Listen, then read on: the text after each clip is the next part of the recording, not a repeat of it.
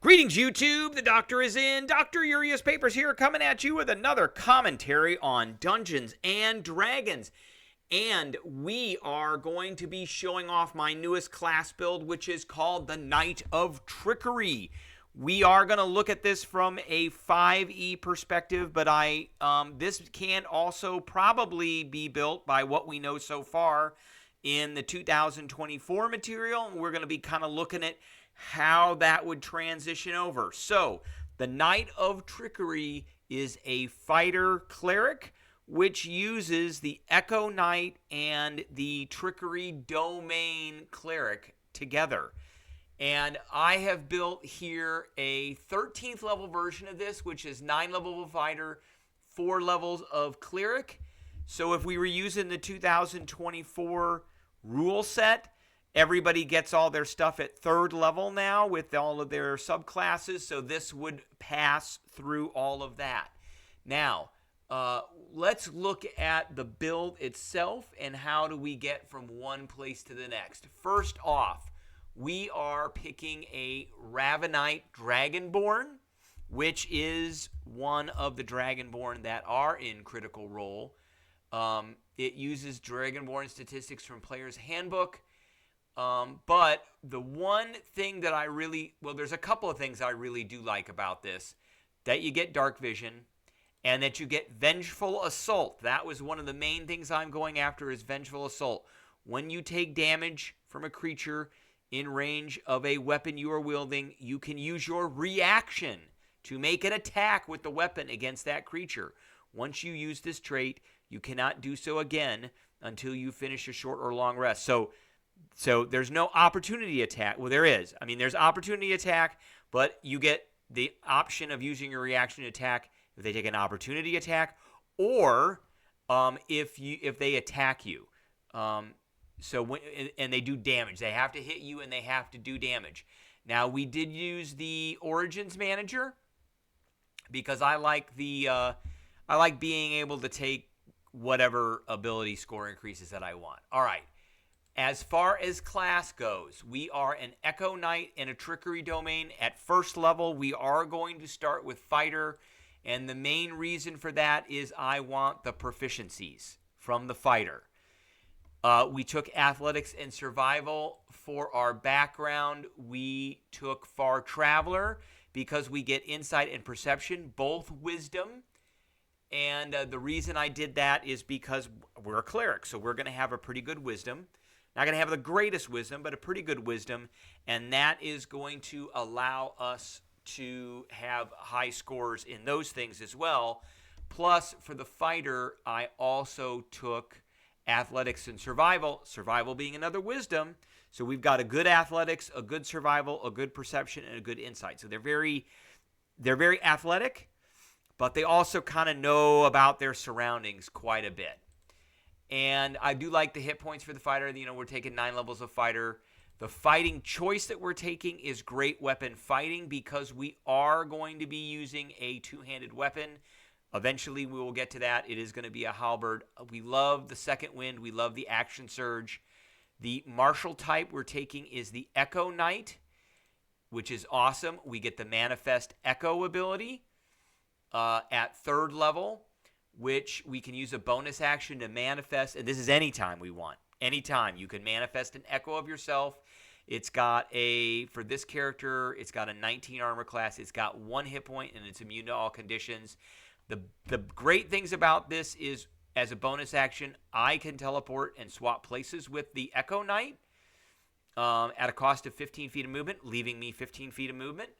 And then when I take the attack action, any attack I make with that action can originate from the Echo, and those are the 2 best things. And then we get Unleash Incarnation, which is another fantastic ability. So whenever you take the attack action, you can make 1 additional melee attack from the echelon's position, and we can do this a number of times per long rest equal to our Constitution modifier. And then we get Echo Avatar, which is okay. So as an action, we can see through the avatar. So that's just okay. Now for Cleric, and after the 1st level of Fighter, you can basically just swap in and out whatever you want at that point. I have 4 levels of Cleric because I did want to be able to get the extra ability increase because you get that at 4th level. So for Cleric, we don't get any extra proficiencies. Because of the fighter, we are proficient in all armor and shields and all weapons, which is great. For the Cleric, we took the Divine Domain, which is the Trickery Domain, and we get Blessing of the Trickster. We don't really care about that very much. We're not going to be doing a lot of stealth or sneaking around. We don't have the highest dexterity. We can give it to somebody else, which is okay. The big one that I want for this, and the only thing I really need out of this, is Invoke Duplicity. And the reason we're taking this is, as an action, you can create an illusion of yourself for 1 minute, or until you lose your concentration, as if you were concentrating as well. So we can't really concentrate on others. We can't concentrate on something else, which kind of sucks. But as a bonus action in your turn, you can move the illusion up to 30 feet. It must remain within 120 feet. The best thing about this, there's 2 good things, but the best thing for this build is this second one. Firstly, though, we can cast spells through the illusion space.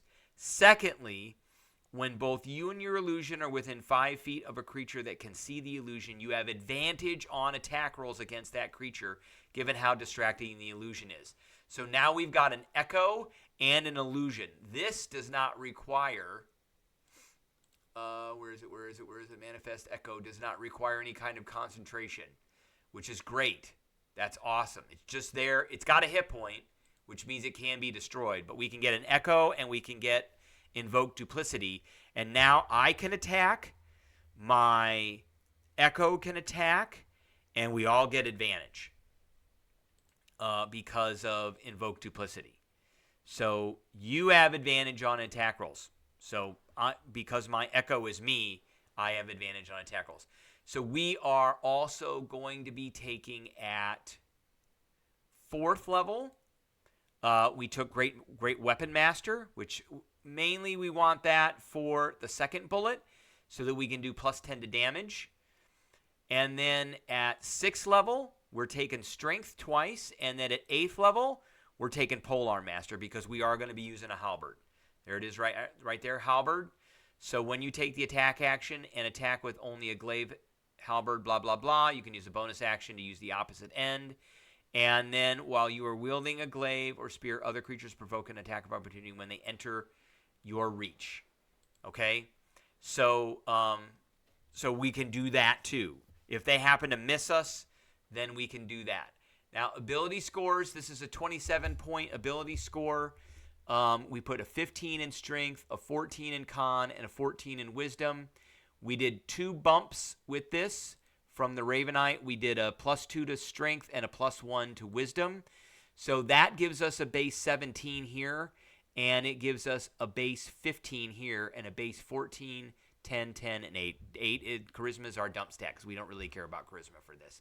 And then I had 3 bumps for strength, so that gets me to a 20.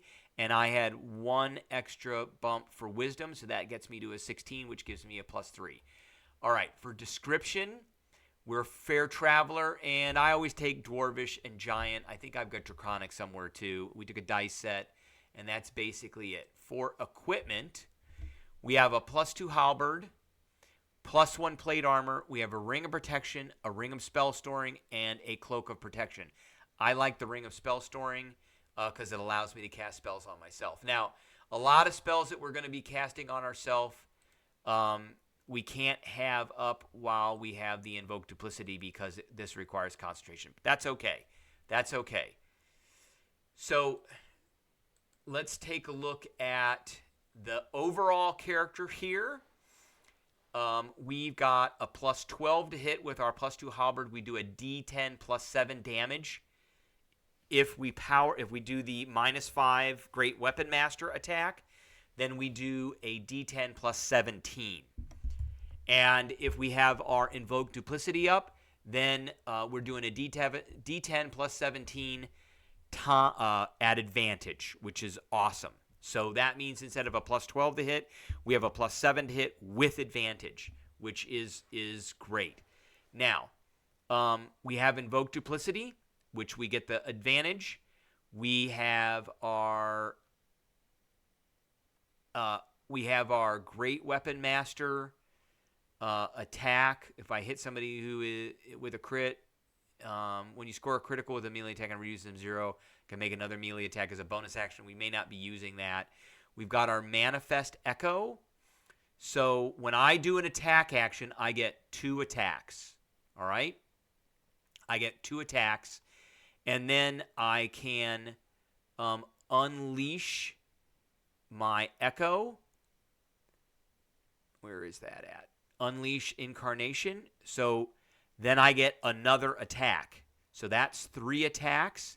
If I happen to be hasted, that's 4 attacks. Now, if somebody else hastes me, it's better because I don't have to concentrate on that, and then I can have Invoke Duplicity up, and that means I can make 4 separate attacks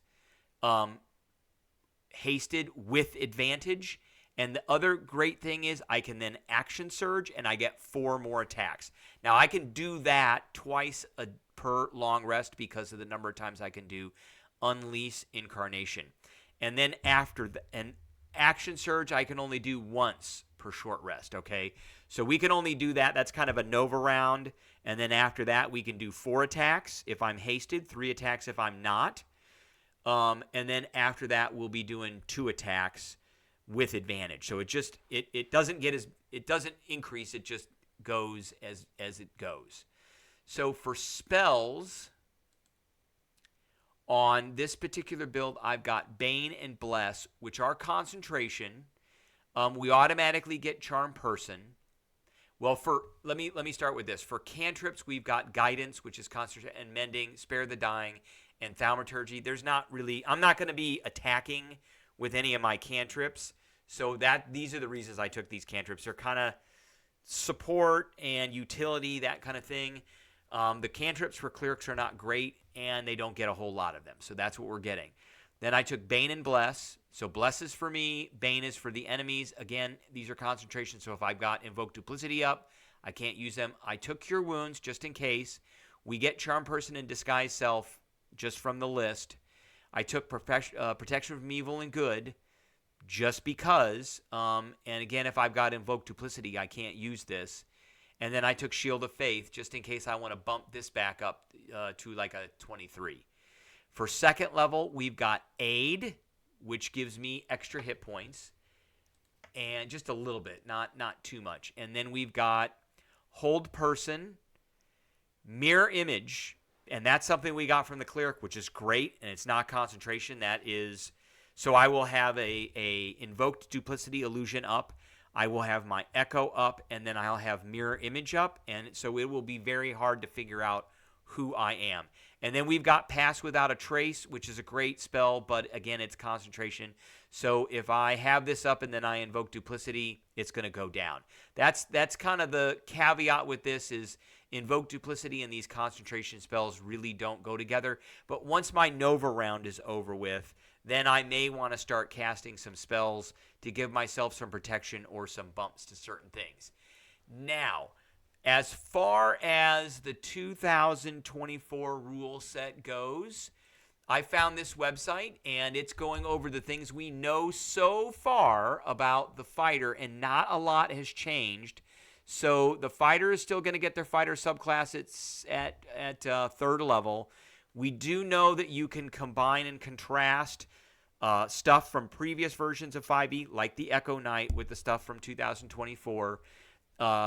As far as I know, so far, the fighting style doesn't really change. The second wind changes a little bit. Weapon Mastery is an addition, which makes this build even worse. It makes it really nasty. And they gave us a preview of some of the weapon masteries here. So we've got Graze with a great sword, which Graze is if you miss, then you still hurt them. So the damage is equal to the ability score modifier used to the attack. Sap with the flail, which gives the creature disadvantage, and then Javelin makes them slow. That's really all they talk about. But they also talk about the weapon mastery part here, and they talk about an overview. They've got a great axe here, which has cleave, graze for the great sword, nick for a dagger, push for a great club, sap for a mace, topple with a maul. They don't really address what pole arms are going to be. They don't even come close. I guess the closest thing here is like this. Oh, here it is right here. Halberd. So the halberd is going to have reach and cleave, and that means that if you hit a creature with a melee attack, you can make a second attack against a creature within 5 feet that is also within reach. When you hit with the second attack, you can roll your weapon's damage, but you don't add ability modifier unless it's negative. So they don't really say how many times we can do that. I'm going to expect that it's going to be pretty limited. Now, action surge is a really important part of this build, and it's here. It doesn't look like it got changed at all. And then we get things like Tactical Mind in the subclass and a few other things. Extra attack is still there. So that is pretty cool.